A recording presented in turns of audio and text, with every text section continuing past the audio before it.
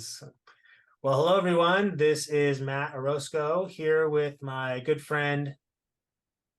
Lowell Greenblatt. Hello, everyone. Yes, we are the two peas in a pod that make up Macabre Monthly, and this is our 20th episode, episode 120. So yeah, we've been doing this for almost 2 years, and it doesn't seem that way because we do this monthly, but it's been a we'll certainly have to think about what we do for episode number 24. That's It's got to gotta be be a big, something. yeah. I mean, Maybe we'll make it a top seven. yeah, I keep coming up with like ideas lists and stuff for like what the top five could be. But part of me is like, you know what? Let's throw caution to the wind, open some beers, and like rank all the Texas Chainsaw Massacre movies. Why not? You Just know? off the cuff, just raw dog the Texas Chainsaw Massacre ranking, like right now, like flash. Yeah. Or was Like it was he saying speed? Pop quiz hot shot. it's funny. I just had what was funny, but you know what? It's October and my brain has turned to mush, and all of our brains have turned to mush. Yeah. Oh, that's right. The topic for this week, our top five favorite Friday the 13th films. That was another thing I thought of. Why don't we just go and rank all the Friday the 13th films? Like, you want to get nuts? Let's get nuts. But I have a feeling that you picked this topic because you know it's going to be a short conversation, but we'll see. Well, We'll I also picked it because we happen to Friday the be in 13th the is month coming. of October. Yeah, and the Friday 13th is happening 2 days from when we're recording this. So you don't get this kind of full moon action that often. And I think this is the only Friday the 13th of the year. So we have to Oh, wow. cherish it and hold it tight and close. Tell it whisper sweet nothings into its ear and tell it that it's the special little thing. Nothing will replace it. Until Until another then, Friday 13th. Yeah. yeah. So well, as we always do, I actually decided this week. So as Lowell said, our topic is the top five Friday 13th films. We haven't done these before, so this is maybe the one franchise we have not um tackled, at least the major Yeah. ones. I still want to do Nightmare on Elm Street because I feel like we rushed that a little bit when we had Paige and Kim from Fred Heads on, and it was great. Like, we love our guests and Yeah, we love talking to them, but I feel like we can make more of a meal out of it. But for sure. I'm the requisite Fred Head. And I actually need a revisit of Nightmare on Elm Street this year because I don't think I've done a full rewatch of that one in about 2 years. Mm-hmm. So, and usually when it comes to these franchises, I don't usually one off them. Like I don't feel the hankering for just like Halloween 4. I'm like, I'm gonna go all in for like the first four, the first three. Mm-hmm. Um, so I would love to go back with my, you know, Mm-hmm. matured eyes. And it's funny. Speaking of Friday the 13th, when the remake hit theaters, I did a rewatch of the series, and I'm liking it, but when I got to part 8, I couldn't get through it. I'm like, this one's a chore. But You should give part is not on my list. I'll just say that much, but you should I, give part I 8 a chance again. It's not great because it's kind of disingenuous and like it takes place in New York, but really it takes place on a boat to to it is Toronto. well made. It's made by like a real director instead of a hired porn director, which we may talk about later. We'll see. But yeah, by then maybe it was also just the fatigue. But you know what? They handled it in the 80s. I just didn't have any cocaine, so maybe that's Yeah, why I couldn't maybe do that's it. it. Yeah, Well, we'll have to get you an 8 ball so that way you can fully enjoy part 8. Wow, see there? Do you see how those two appreciate connect together? It it. Yeah, they knew what they were part doing. 8 ball, boom. Yeah. There is a controversial statement I will make outright is that while I do prefer the Halloween franchise because I think its strongest films are stronger than the Friday the 13th films, I Mm-hmm. do think the Friday the 13th franchise is a far more consistently entertaining franchise than Oh, Halloween. yeah. Oh, it And goes down smooth. That's why. because Yeah. it doesn't ever conflate the material with this unnecessary backstory, which kind of works to Oh. Halloween's advantage. Mm-hmm.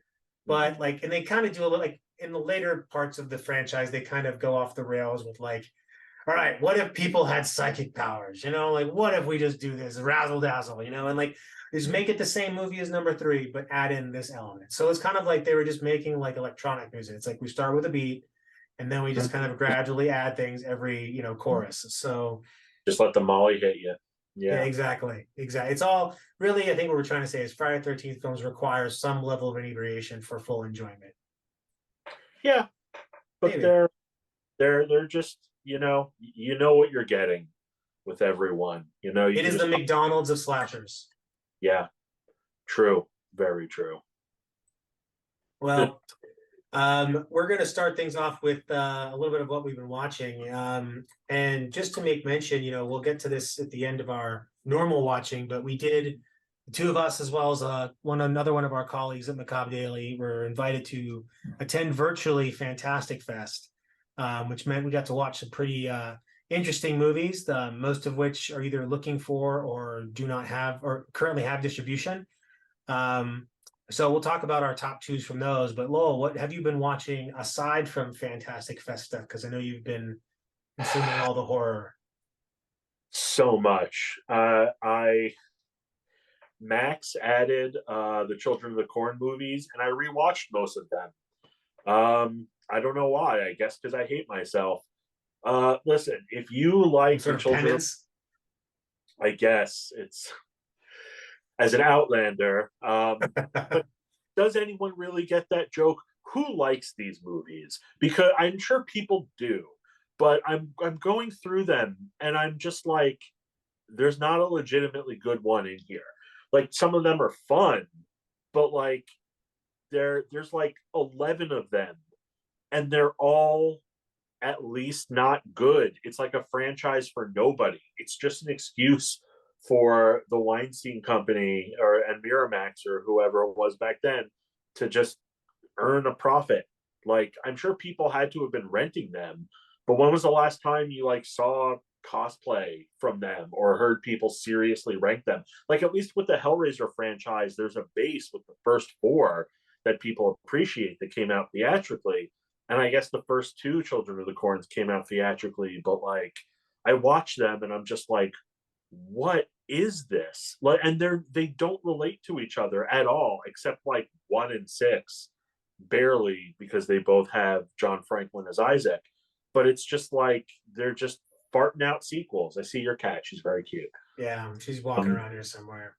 I Uh, mean, the that thing is that you're right about this though. It was never was like the Children of the Corn was never like no one asked for a franchise. They just no, got one. it is the franchise nobody asked for, and they keep churning them out. And I will say, some of them have their charms. Like 3 Urban Harvest, I guess, is my favorite because it's got the Screaming Mad George special effects, which are bonkers and awesome. But the best one, the closest, I think the closest to a good film would be 1 and 4. One, because I mean they're trying. It's not great, but It's got a good atmosphere. yeah, and you got Linda Hamilton, and you got like a budget behind it.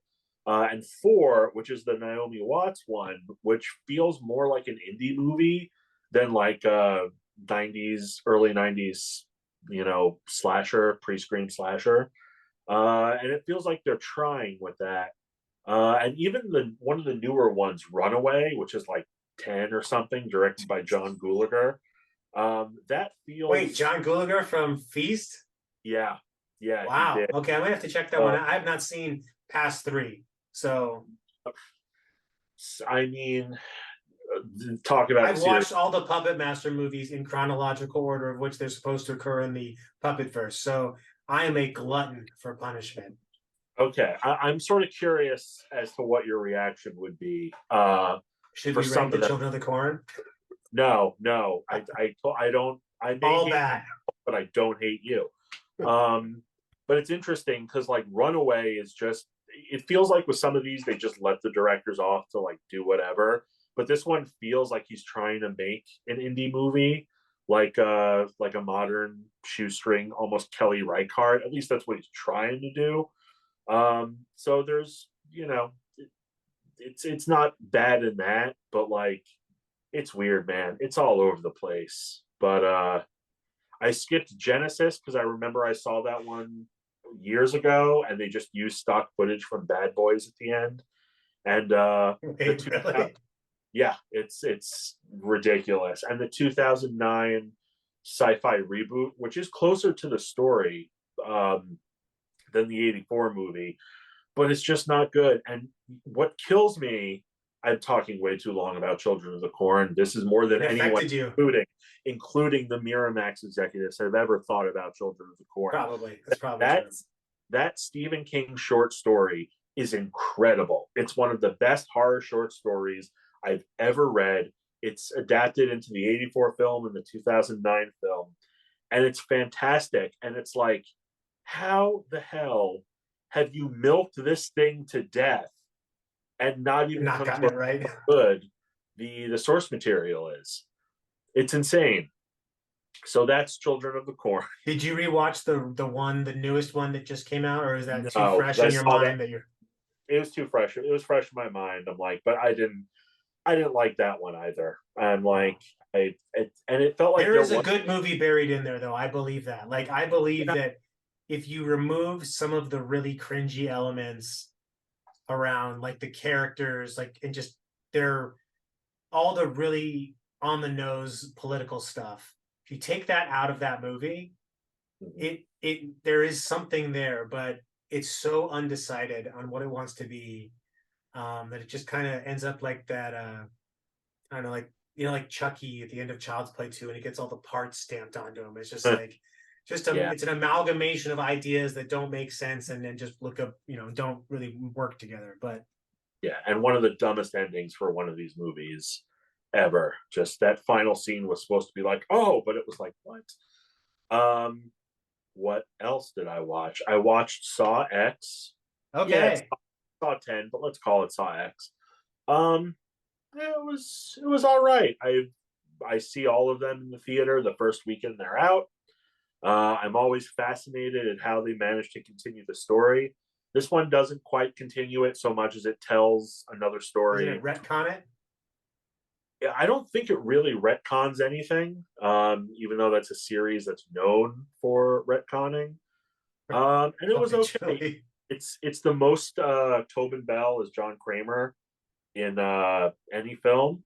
And they kind of make it so he's like the hero. Like he's still doing terrible things, but they're like, oh, the people he's doing this to are so much worse. And I'm like, I don't know. Yeah. And I feel Okay, like, Batman. yeah, I'm like, and I feel like he's done this to worse people in movies before. But it was fine. Very bloody, and it made me want to go back and watch some of the other Saw movies. I So just rewatched all of them for the like I'd never seen past three, and I oh, rewatched every single one of them except Spiral. oh, that's funny. You can watch Spiral; it's just like a spinoff. But like, it's funny because I've been going back. I watched 4 through 7 actually, and those are like the least. That's diminishing quality right there. Though I like 6, but Yeah, like, six is really good.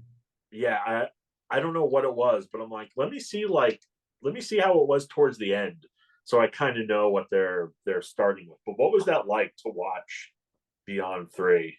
I mean, I'd also rewatched 2 and 3 because it's been a while since I'd seen them. I didn't rewatch the first ones. I actually don't love the first Saw movie. I think it is a really good idea, but I have really big problems with the way it's executed. The constant time Fair. jumping is really not like conducive to pacing and like tension building. And like the best parts are just when Carrie Ells is in the fucking room, with the Mm-hmm. other guys. So, but and I also don't like that ending. But that's besides the point. I can still respect for what it is. Those movies. So one, they are the perfect like background movie to watch because even if you're paying attention to the plot, the later ones do not make any sense when is what they're trying to do. Like it's almost like Jigsaw as an STD, and he just keeps passing it on to other people to just be like, oh no, or like it's an It Follows, but instead Yeah, of I was gonna say Jigsaw follows. Yeah. yeah, so it's like there is this kind of silliness to that, but it's almost like the Saw movies is the way I compare it to is the Saw franchise is the Fast and Furious of horror films. Like it is Mm. the plot lines do not they're all interconnected, but they don't make any sense. Logic is completely out the window with almost every situation, like physics as well, like all this stuff. Like, but Mhm. if you are willing to put that aside, these movies are wildly entertaining and they're all under 90 minutes. And Yeah. so like they're not deep thinking. Like there's no one's going to do an analysis of like Saw 5, like this is not, that's not, it doesn't need that. But And it is a five's kind really, of the worst, 5 and 7, yeah, but that's they are the worst. Those are in fact the worst ones. And I think isn't 5 the one where they do 3D? So it's like no, 7's 3D. 7's a 3D one, yeah. With It's like we the also did, because I yeah. also just watched the Final Destination movies, and the worst one of that is 3 because of how much they over rely on the, or 4 because they over rely on the CGI so much. Yeah. But yeah, I mean they're fun. Like I think that some of the traps are like absurd. I'm just like, no one can fucking design this. Like no one's this fucking smart. But you know what? Put that aside. Well, not nobody has obviously created them, but still, it's just some of the premises, like the one where like the saw was going up her hand, where she had to like reach something. I was like, this is just insane. Like, but Yeah. But anyway, they're not going to make any more, so don't worry about it. yeah, definitely no more Saw movies. If you think about it, though, those sequels, they were making a Saw movie almost every year. It was almost a Yeah, holiday. that's like the new Friday the 13th. Like if it's one of the taglines for one of the movies is if it's Halloween, it must be Saw. Like that's the closest thing our generation had to that. And there's something to that. I think history will look kindly upon the Saw movies because of the pace at which they were released and how they all actually do work pretty well if you just don't think too hard about them. It's kind of like when you see a nice piece of art from afar, it's like, oh, let's get a closer look. No, no, no, no. 10 feet is a perfect distance to see that from. Yeah. So it's a good 10 feet away kind of movie. What else did I see? Oh, Totally Killer on Amazon Prime. Okay. That was surprisingly good. Like I thought it would be fun, but like the twists and turns and like the script was really inventive. I dug that, and there's lots of jokes about how nobody cared in the 80s and like you could get away with anything. Those are funny. Less funny was Kiernan Shipka being like a modern teenager in the 80s and calling people out for things that they wouldn't even think about, which was, yeah, we get it, but it's kind of dumb. But yeah, it was a lot of fun. I think I might make my top 10 list for this year. Yeah, that's me. What about you? I have not been watching a lot of movies, even though I've been doing a lot of unpacking. I find that like I can't watch things I haven't seen before while I'm doing something like that. So it's been a lot Yeah. of like really passive listening television. But I did see Talk to Me.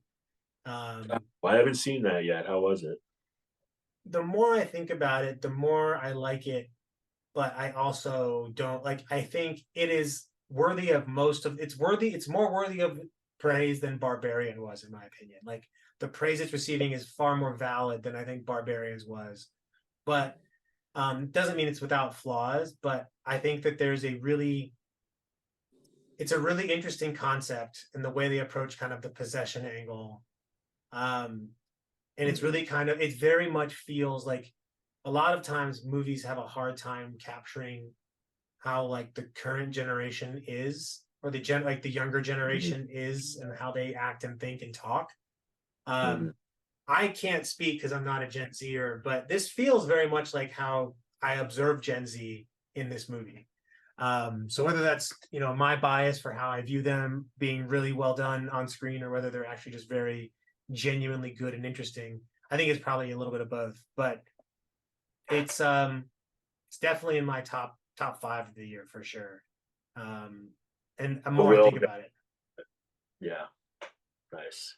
Aside from that, Arrow just put out the Psycho collection in 4K.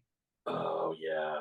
And I got that right before the move, and so I popped in Psycho 2 because I actually had Psycho in 4K already, and interested to see how Arrow's version stacks up to if it's different than the other ones that have been released before. But I popped in Psycho 2, and god damn, that is a good fucking movie. Like the last 20 minutes of Psycho 2 are better than the last 20 minutes of most movies. Like, and it's such a germane to the universe story that like sequels aren't that seamless, I guess, anymore.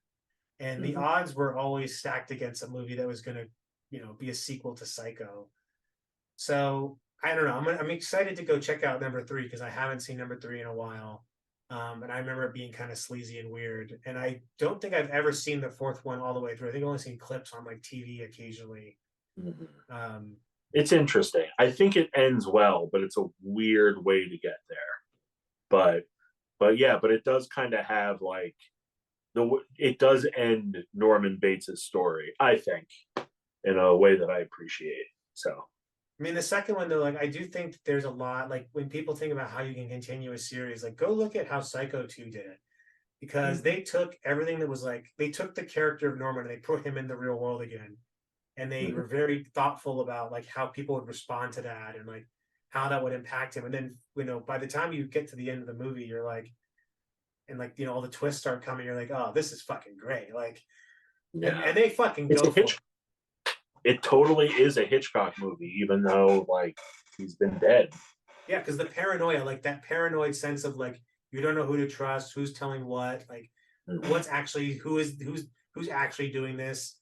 And they're again pretty transparent near the end, but knife through the mouth is all I gotta say. Like knife through the mouth scene. What the fuck? That is amazing.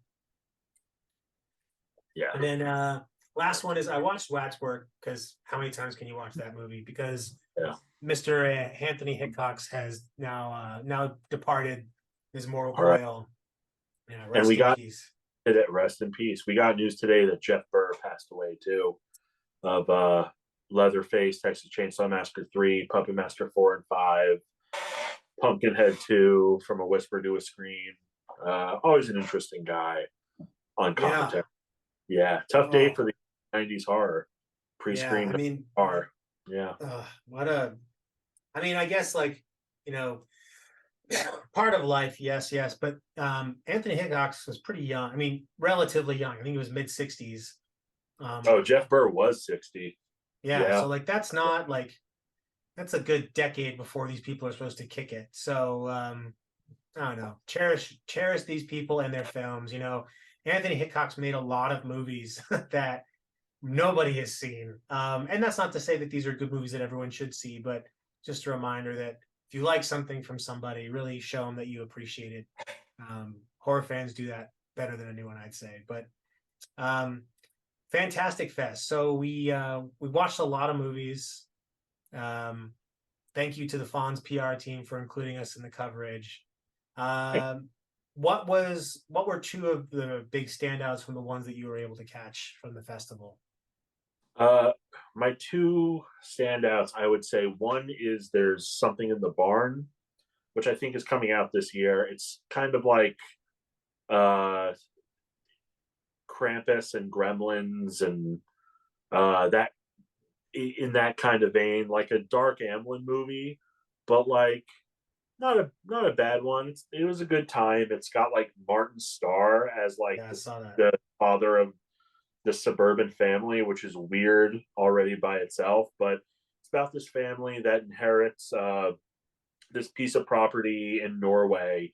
They're an American family. They inherit the property. They move there to turn it to an Airbnb. But there are elves who live in the barn, and like there are some rules that you got to abide by if you don't want to piss off the elves. They don't like loud noises, bright lights, and they don't like when you change things. So they're there to turn it into an Airbnb. So the elves don't quite like that.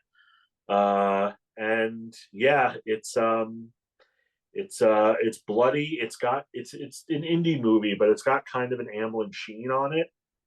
You can tell that they worked to make it feel very in vain with one of those movies. Yeah, like it would make a good double feature with Krampus.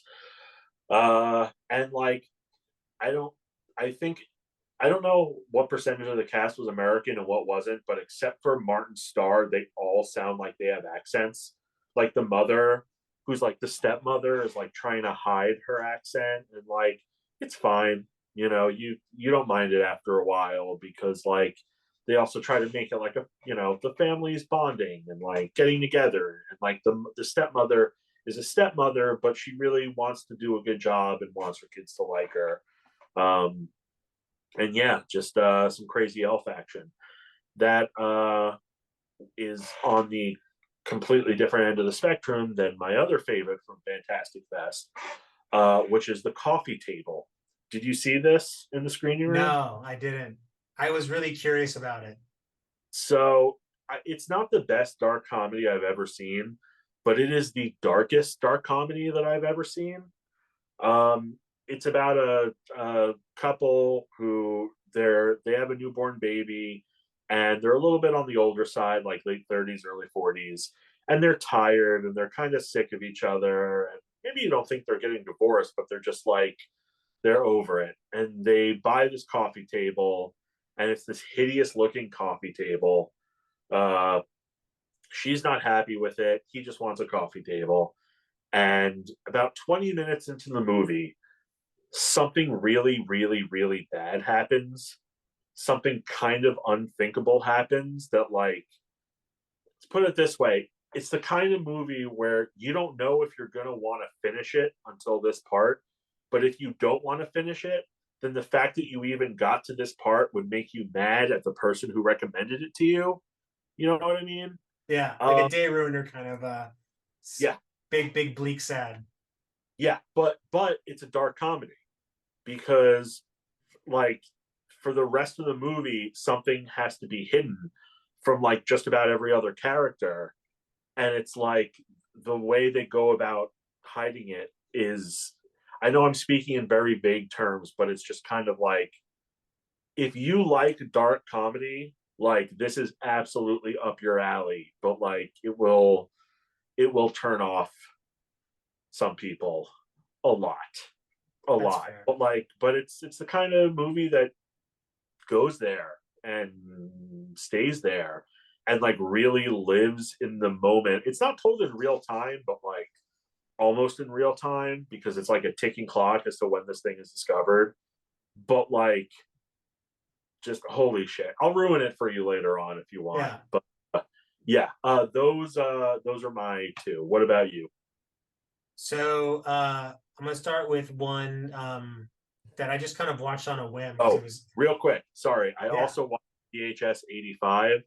And I feel like, I know some people really liked it, but I feel like the thing with that series is that every third movie just isn't really for me.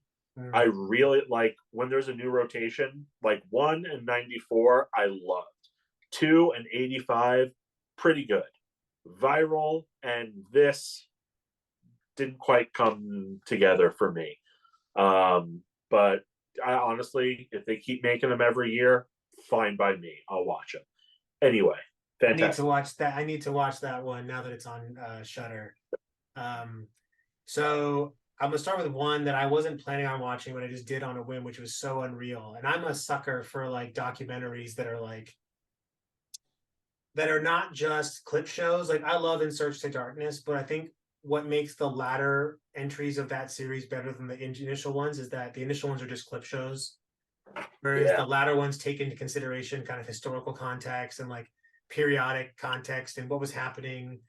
Um, Mhm. and so Unreal is basically a documentary that kind of talks about the emergence of like cyber and internet technologies in film, and it goes through not just kind of like how this shows up in movies and shows some clips, but it also talks about like why this was important at that time, what was happening, or what was kind of going on that was infusing this. So it goes a little bit beyond a normal clip show, and it's got this really ethereal, like synthy soundtrack where Debbie Gibson is Like like narrating standard. on it. Debbie Harry. Debbie Harry, that's it. Debbie Gibson. I watched it too, and my wife was like walking in the room while I was watching it, but she didn't see who it was, and she's like, "This is the perfect narrator for this." I'm like, "Yeah, kind of. Takes a little getting used to, but she does a It really does. good." You're right, because it's a little distracting at first. You're like, okay, I kind of feel like I'm watching like an intro video for like a corporation in Total Recall or something. Like it feels like Yeah, there's something that's like I'm waiting for this thing to start almost. But I did like it quite a bit. And then the next one was actually like a shorter film, it was 30 minutes, called Fishmonger. This is in my top 5 of the year. This movie fucking rocks, and the director reached out and was just said, I think the pitch was like heavy metal and tentacle sex. And I was like, well, holy shit. Like, I don't necessarily love one of those things, but the fact that you put them together, I'm really Which one? curious. Yeah. Yeah. Which one is it? For me to know. But Find out next week on Six That World. but like this movie is, it feels like a Tim Burton movie by way of like David Lynch. It's got a really interesting visual style. It's monochromatic. It's a really fucking, it's almost like a fairy tale. It's an adult fairy tale that was art production designed by Tim Burton and written by David Lynch. Like it's about a guy who has a mother who's ill, and the only way to make her sick is for him to get married because they're very Catholic. And if his mother dies when he's unmarried, then she's going to go to hell. So he has to find a wife really soon, but there's only one single woman in this entire town. And he's not the most attractive guy. You know, she's quite an of a bachelorette. So they say there's an old sea creature that you can go ask it. If you do something for it, it'll do something for you. And he goes to meet this sea creature. And what the thing he does, fantastic, but disgusting, but fantastic. And it's simultaneously absurdly hilarious while being like slightly tinged with horror, but also has a lot of heart. Like it's very sentimental, and it has it has a lot of interesting messages around like the imposition of traditions, and how like, you know, religion can be this kind of downward spiral in some cases of like doing things for no real good reason. um and then it also has a really good just moral about, hey, like, don't fucking like, if you like what you like, you know, don't give a shit what other people are telling you to do. But I'm hoping to speak with the director, and exchange some emails with him. But I really like, this movie's a lot of fun, and I'd love to figure out when, if it's going to get a release, because it's also 30 minutes. It's like the perfect length for something like this. It's like a good episode of something. So those are the two that I was really really keen on. But yeah, we it was a good showing. I really hoped we would be able to see the Toxic Avenger, and unfortunately, they were not providing the screeners. But I'll tell you what, I am seeing that day one, as soon as it comes out. I'm really curious. Oh, I am curious about that, but I also forgot that made me want to watch the Toxic Avenger for the first time on Prime Video, which I What'd you did. I think? never seen it before. I'm like, you know, I imagine there were a lot of kids who watched this movie like earlier than they were supposed to. Yep. And it just imprinted on them, and it became a favorite. I totally get that. I got the Steelbook 4K of The Last Dragon. It's like the third time I bought that movie. That's one from my childhood that just played every time you turn on HBO, pretty much. That and Rock and Roll High School Forever, which I just Yeah. rewatched on. That's man, that one's just in there. Um, it was cute. It was fun. I'm kind of curious about the sequels, but yeah, just The, a silly 80s movie. Silly low budget New Jersey 80s movie. the sequels really double down on, like, you can see how Trauma and the Toxic Avenger started to become the same thing in the sequels, because the sense of humor, the absurdity and audacity is far more heightened than is in the first one, which is saying a lot because the first one is a lot. I Mm-hmm. just love how I have actually the 4K box set over there. I need to get started reviewing, but uh that movie's fucking awesome. Like, it is just so weird, and it is so um it's such a strange story about a kid who gets dunked into toxic waste, and then makes a home in a junkyard with a blind girlfriend who doesn't seem to care or notice that he is completely I'm like, like, we'll have fingers, Lloyd. Jesus Christ. It's like that Family Guy skit about the movie Mask. Have you ever seen that? yeah. Where it's like she feels his face and she's like, oh no. And he's like, well, I thought you don't care about looks. And she's like, oh, but there's a limit. Like, but that part was sweet. But oh man, I that actually bought a shirt at this like little con that had like, it's the I Love the Monster Hero shirt. Um, so I've got one laying around that but I love that fucking movie. But Oh all man. right. So we're not going to do any news this week because it's early in the month and there's not just a lot of news going on right now. So Yeah. we're gonna just jump right into our top five films. But so this is pretty straightforward, right? We've got a big franchise. There's like 12, 13 films. There's 12, including the 12. remake. There's 12. Yep. So lots to pick from. We're only picking five. Um, I think we'll just go about this by starting with our number five, going all the way up, and then just talking a little about, hey, this is why I like this one so much. Anything special about it, memorable. But Lowell, why don't you kick us off? What's your number five? My number five is actually right behind you on the floor. It's part three in 3D, which, I used to say this is the entry where you can watch it imagining Brad Whitford and Richard Jenkins from Cabin in the Woods just in an underground bunker watching the whole thing because it is paint by numbers, but like in a good way. It's like if you want to show someone a slasher movie and they've never seen one before, it's like this is exactly the formula. This is the meat and potatoes. It's bright, it's colorful, it's got good kills. First appearance of the hockey mask. And you get the feeling that like it's a little bit on rails because they're so focused on the 3D, but that's fine. It's also like evocative of its time period where like you like the rails, like we know what horror movies are, what slasher movies are, and we're not going to deviate too much from the formula, but like in a fun way. Um, I forgot how many characters were in it too. I was like, holy shit, there's a high body count. They're really packing that band to go out there. Um, but yeah, it's a good meat and This one will potatoes. appear later on my list. That's all Okay, I'll say. Um, cool. but That it's that one of it's top tier Friday the 13th for me. And I love the Friday the 13th disco beat, that like the theme song. oh yeah. Because he's Oh, always like boom, boom, boom. It's like, what is this? bum, bum, bum. Oh, so good. In fact, I used to have all of the Waxwork records releases of all of the soundtracks, and I realized I really only want number three because that's the Yeah, best soundtrack of them all. they reuse a lot of I mean, they had Harry Manfredini do all of them, but like he's mixing and matching and reusing. I'm sure if you go through, you can sort of pinpoint the different changes, but like it's variations on a theme.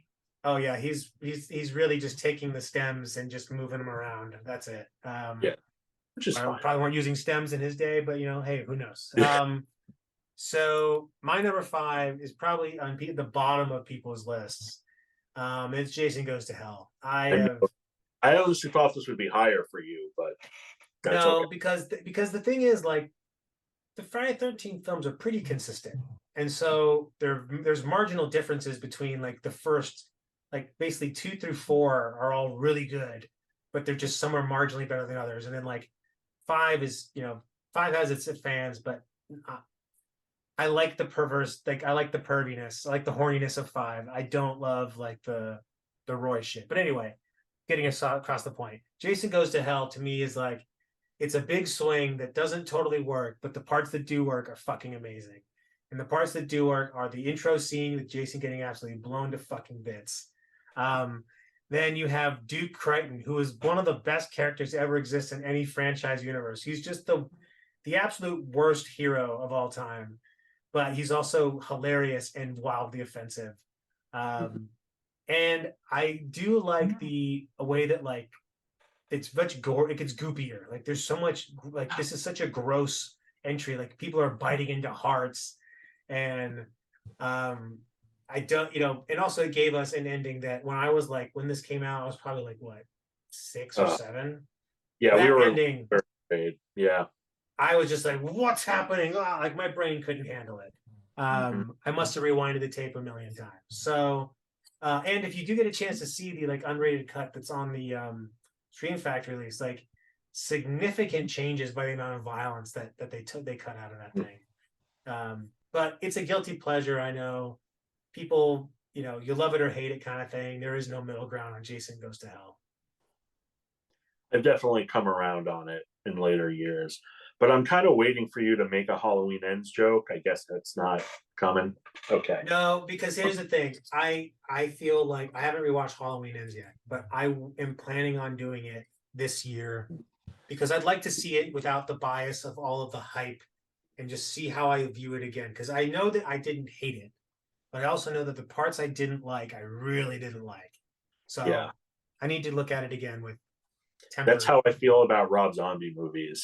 Like I don't quite hate them, but the stuff that I really like, I really like. The stuff that I really don't, I really don't. Yeah, I also rewatched Lords of Salem, which I still think is his best film, even it though it's still is. stuff that I don't The like. ending is But it doesn't really hit the landing. yeah, but it's anyway. I was saying something else about Jason Goes to Hell, and Come I around told, to it. but You were gonna yeah, make a Halloween Ends joke. it's it's fun and it's good for some variety. And hey, Leslie Jordan, uh, little Leslie Jordaning all over the place is just a lot of fun. A lot of character actors in this, Yeah. which is cool. So that's five. Mine, by the way, I think this is the first time I did a top five where I didn't have to write this down because it just came to me. I just knew, like, yeah, no, it's those, and that's the order. Okay, so my number four is the remake, which I mean, it really is the best movie production wise in the series. Like it is a movie, capital M. It's a really fun slasher movie, and it's a greatest hits. It's the best of the first four, and they knew what they were doing. Derek Mears is a hell of a Jason. Apologies to Kane Hodder, who, by the way, none of his movies made my list, but like he saved the franchise, Yeah, and he's the reason why some of those lesser entries are watchable because of Kane Hodder. that's true. Uh, but yeah, you got real characters mostly, and like a real world in the Friday the 13th remake. Like you kind of feel like I guess it was filmed in like Austin, Texas, but like you kind of feel the tall grass like almost swallowing up the characters, and like when like oh man, the girl falls off the boat and he's just looking at her from the shore, like it's creepy. It does the trick, and I don't know what people really think of it. I don't know if it's maligned or appreciated. I think it's the best thing, the best horror remake Platinum Dunes has done by like a A long quarter. shot. Like holy hell! I remember when the Nightmare remake came out, and we thought, oh, this is the best horror remake they've done. No, no, no, no. It's Friday the 13th. This is number 2000. three on my list. Um, Nice. I think, and you bring up a good point about um, what other people would think about it because, or it doesn't get talked about a lot, and I think that's because people just don't watch it. Like, there's a lot of movies in this franchise where people have their favorites, and you just kind of go to those first, and this one kind of gets forgotten about because it's not really interconnected to the rest of them. And I mean, even though all the up to X, they're not really interconnected all that well. There is some semblance of a through line plot that makes reference to previous films, so that there is some continuity. Whereas this one is trying to just carve its own path, and Jason actually feels like a hulking monster in it. Like he is Yeah. imposingly big. I'm Mm-hmm. here for it. And he does just feel like this is his home. It's like the Leatherface thing. Like this is my home. Why are you in my home? Like what the hell? Get out of here.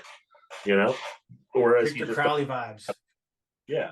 In the earlier films, he's just there to kill. So appreciate it. Love the mask too. Great mask. I do. I like the design.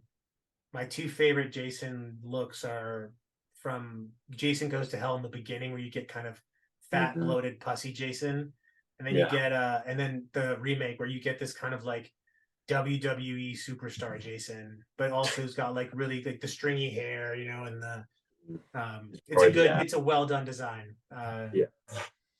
So again, my number 4 is one that might end up on the bottom of some people's list, but I think it embodies everything that makes this franchise like what it is. It's Jason X. Um, it's Wow. All it right. is such, but Jason X is knows exactly what kind of movie it is. In fact, it has a. I was debating between this or Part 6 because they're both very similar in the way that they handle the material. They don't really take it very True. seriously, Mhm. and I just like that this, as far as going to space goes, this should not work in any capacity, but it absolutely fucking does. And some of that's because you get David Cronenberg showing up as just, this typical David Cronenberg character that he plays, which is like someone nefariously bad doctor. Um, he's done it in what, Nightbreed. He was in like a show for Shudder that where he plays pretty much the same, He like, just screams evil scientist, like in yeah, every. he's got that look about Yeah. him. But I also think they really play on like the humor of the series, like the whole like two teenage women, the two young women in like Mhm. the camp setting is like, oh no, we're taking our clothes off. You want to Like, smoke pot? Yeah. so it totally knows what it is, and then you also get these kind of cool, like I love the Jason X design. I think it's a really interesting, it's, I would not want to watch a whole franchise of something like that, but like as a last ditch effort to like, all right, well, if we're going to go out, might as well light all the fireworks, then I think Jason X does that quite well. And I think it's also why there hasn't really been, um there wasn't one after Jason X except the remake. Yeah. That was, well, no, Freddy versus Jason was like a year, Yes.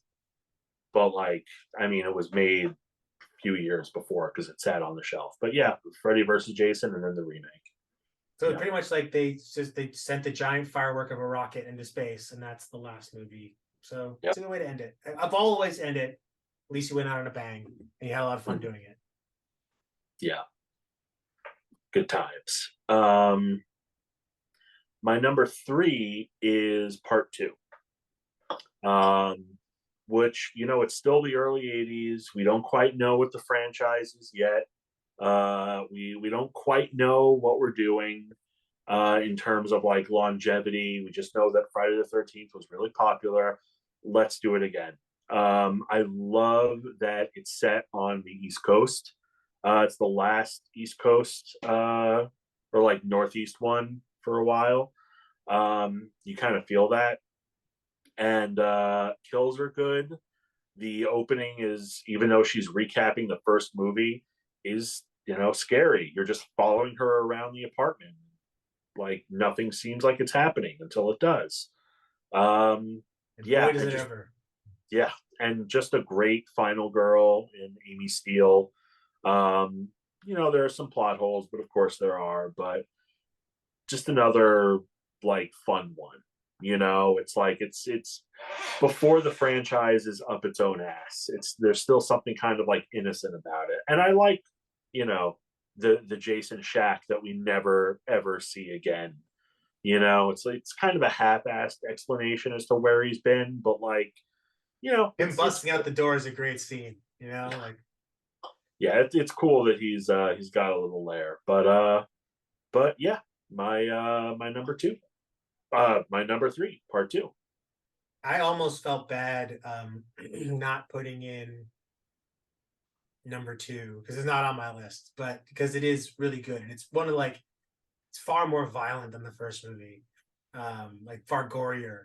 But Mhm. since my number 3 was the remake, I'm just going to go to my number 2, which Mhm. so that's where part 3 comes in for me. I fucking love part 3. I think it is a I don't want to say perfect slasher movie, but it is the, like as you said, it's kind of the template. Like if this Yeah. is you're If watching a Chad slasher movie, P wrote a slasher movie, it would be Friday the 13th part. but it has like it has some characters that I find like both nauseating and interesting. Like the Shelley character is one of the worst characters of all time, but it also makes the way he dies like far more fascinating. It's like, this is great. You kind of want to see this. It's almost like Franklin. You're like, all right, I really don't want to hate Franklin, but you're making it really hard to like him. And you have, even though the use of the 3D is very kind of obvious, I think I try and put myself in the shoes of someone who was like seeing that then. I'm like, wow, the um, bolt through the eye, like that's a great use. That's a great use case for 3D. at least in the in the slasher context. So I like it a lot. I think it does feel a little bit tamer than the one before it and the one that comes after it. Um, like For it's sure. not, it doesn't, it maybe something is, I don't know why that is, but it just, there's not as much, the violence isn't as kind of visceral and in your face, but it's just super entertaining. It's also super easy to watch. Like it's just great to have on whenever. You're not going to miss anything in that movie. Um, and again, likable. Like one of the things that the series is known for, I think, or at least can be known for, is that these are not like the most terrible people in the world. Like these counselors are pretty much just doing what anybody else would be doing if they were at a camp. They're You not know, even campers. They're just, it's like the first time it's just a bunch of vacationing kids and they're just hapless. They're going for a good time. yeah. So Yeah. like, yeah, it's like my slight shades of sexism and misogyny, like to the side, like they're just doing what That's anybody else would all. do. But yeah. So that's my number two is part three. What's your number two? My number two, and honestly, these switch for me all the time because I do think overall this is better than my number one, but the number one I just love so much. But my number two is part six. Uh, I mean, from a production standpoint, the remake is the best, but just as an overall, like this is some top tier 80s horror. Like this is a Friday the 13th film from someone who doesn't quite know all the minutia like fans would, but who knows like what a good horror movie is and like tries to bring that with everything he does. I love the gothic tinges. I love the Frankenstein resurrection. I love that like I think it's like the first time where like you have a protagonist who knows that like Jason is out there killing people, and like while he's doing it, he's like you have Tommy Jarvis running around trying to stop him. That's an interesting hook. I like the way that he finally defeats him. Even though that eye opening at the end is fucking bullshit. Like, if to me, like you can watch this as like the last Friday the 13th movie. Yeah. Um, but yeah, great kills, great musical stings, and characters that are caricatures, but like fun 80s caricatures, and like The Hunters. just some great lines of dialogue. Like, it's like the writer director Tom McLaughlin is having fun and like trying to make sure that we have as much fun as he's having. I kind of look at it like, he's like a coach at employee engagement at like a work fest, but like, you go and you show up and you're like, oh, what is this person talking about? But then, like, by the end, you're all like making paper mache kites together. And it's like, wow, that was actually kind of, and then or maybe a substitute teacher is a better analogy. But yeah, Tom McLaughlin doesn't really feel like he's of this world, especially after like the hardcore sleaze of part five. But like, he puts a stamp on it and he has fun. And we have fun because of it. Part six feels like Friday the 13th, the ride. It's like, it's got all these like moments of like, bah, gotcha. And like, some of them are really silly, like the smiley face in the tree. Like, they kind of takes you out of like this, okay, A like, decapitation with Dr. Funkhauser's wife from Curb. it just, there's a lot of things that can take you out of it if you're looking for a straight horror movie. But at the same time, it is either intentionally or unintentionally. I'd like to think intentionally a horror comedy, and it's the only Oh, one in the series that actually is a it, horror comedy. absolutely. Yeah. Mm-hmm. Like Jason X has like some comedic elements to it, but it's by no means a horror comedy as much as this is like Jason is basically a like he's the mechanism that causes the Three Stooges to get hurt, and this you're just watching that happen. Also, he gets a utility belt. He's business Jason. With Um, couches, and when he like looks at the arm from the guy that he just ripped off, that's gold. Like that's like hilarious. I think that's what it is. I think that's why it's on a lot of people's favorites is because it doesn't feel like a slasher. Like most, I mean, even in the Friday, even Nightmare on Elm Street, like even though Freddy tells jokes, none of those movies are supposed to be funny. Whereas like Part Six knows very much like, yeah, you can get some horror here, but really what we're here to show you is like how silly this thing is, but not make fun of it. Just Yeah. double down on the silliness. Okay. But that said, it didn't make my list because part four is my number one. Mine too. Um, yeah, it's hard Yeah. to argue against part four. Like, Mhm. not only does it have like the best story and most cohesive story of any of them, aside from maybe the first one, but you get a good dynamic of like, I mean, the first one is like it's a good, it's not a strong story, but it is a good story. Um, and it's the one, it's more than just counselors show up and get killed, because they. Yeah. I think six is better than it technically is a better movie than four, but four just fucking rules. It hits all the bases.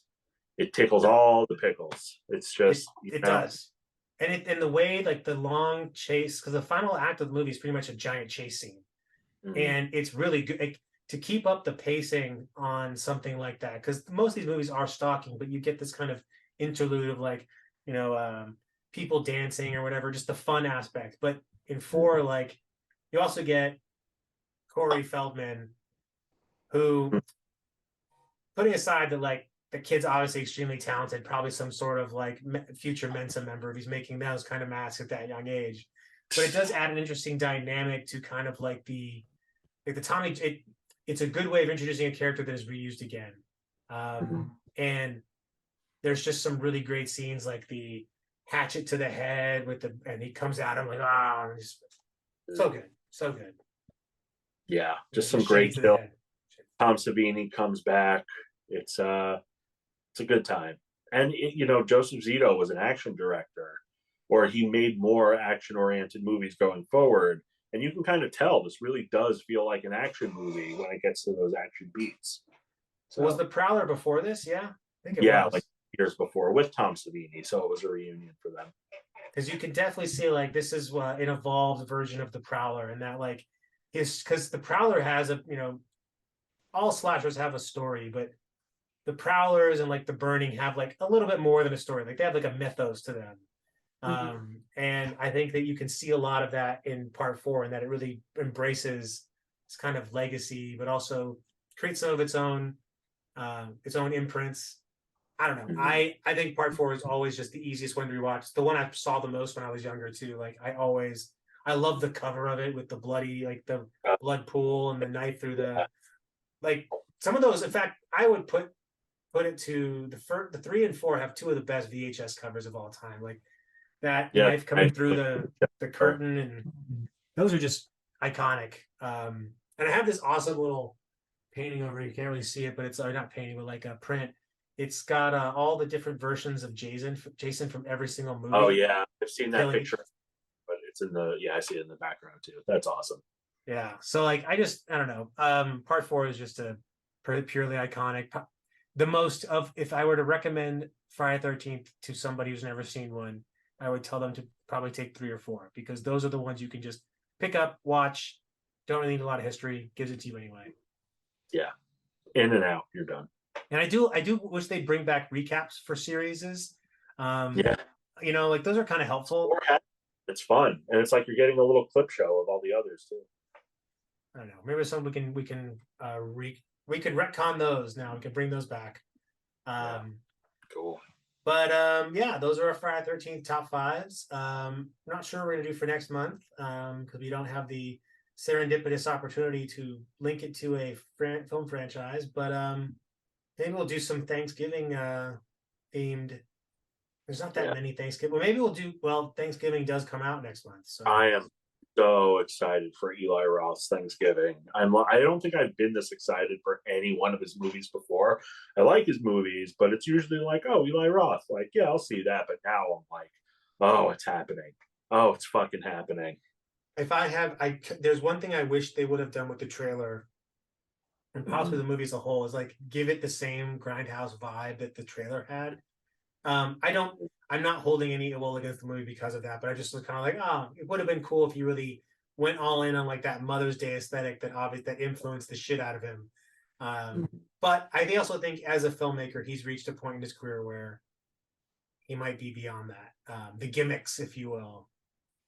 Yeah, Who knows? he's already giving us a feature length version of a trailer from however many years ago. So I'll take it. I'll Yeah. gladly take it. maybe that's what we'll talk about, but we'll figure that out in the meantime. Mhm. So everyone out there, enjoy your spooky season, watch a lot of horror movies, eat candy, or whatever you prefer to snack on. Do it. Well, what's your go-to Halloween candy? Like your favorite? Candy corn. I don't understand the candy corn hatred. It's not I liquor. don't either. I love candy I corn. love licorice too.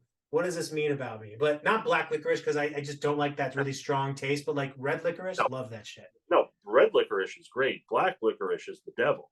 Yeah, When I say that's not licorice, I mean black licorice. I mean, we like Twizzlers because we're human beings, but clearly. yeah, candy corn. I don't understand the hate it gets either. Um, Why? I'm a mini Baby Ruth guy because I never eat Baby Ruths, and unless it's the Halloween season. But also knowing like I feel like that's an old man candy, so I don't know. Here we are. It's just a Snickers with peanuts in it. That's the way I see it. Wait, this Snickers Snickers. has peanuts in it. It's a More Snickers peanuts. with like the peanuts are holed in it. It's got Oh, like it's the one that they use as a turd in Caddyshack. That's the best one to remember. The God. Baby Ruth. Oh, good times. But anyway, enjoy your spooky season. Happy upcoming Halloween. Happy Friday 13th. Be good, stay safe, and of course, watch all the horror movies. Adios. Peace.